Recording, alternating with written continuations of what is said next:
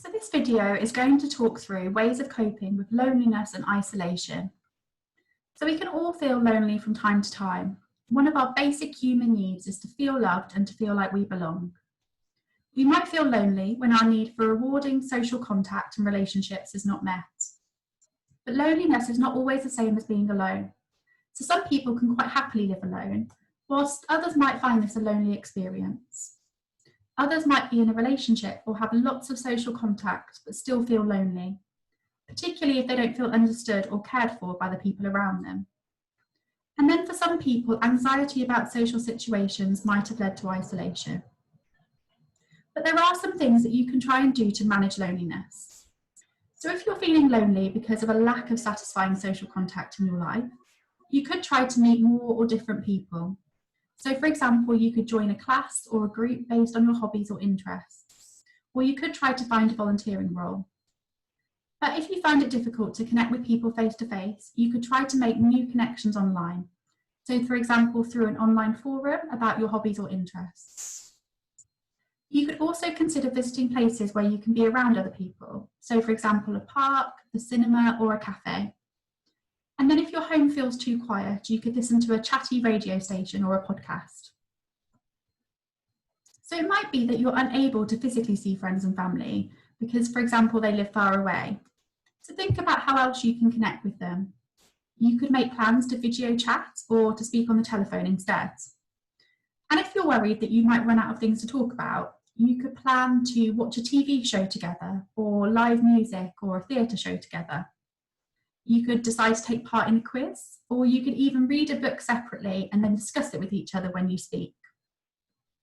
And then if you or your family or friends are not so comfortable using technology, you could send a handwritten letter or postcard.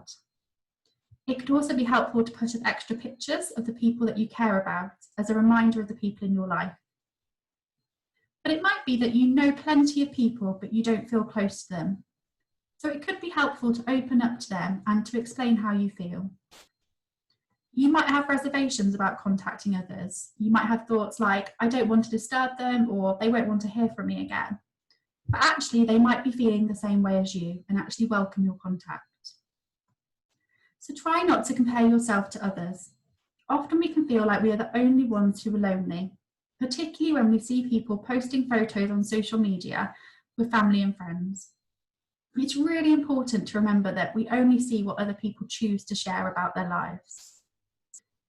So as well as connecting with others, there are other things that you can do to try and combat feelings of loneliness and isolation and to improve your mental well-being. So make sure that you are looking after your basic needs. So try to get enough sleep, eat well, and do some physical activity. Try not to use unhelpful coping strategies such as alcohol, cigarettes, gambling, or drugs.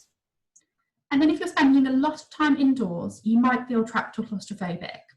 So spend time in your garden if you have one.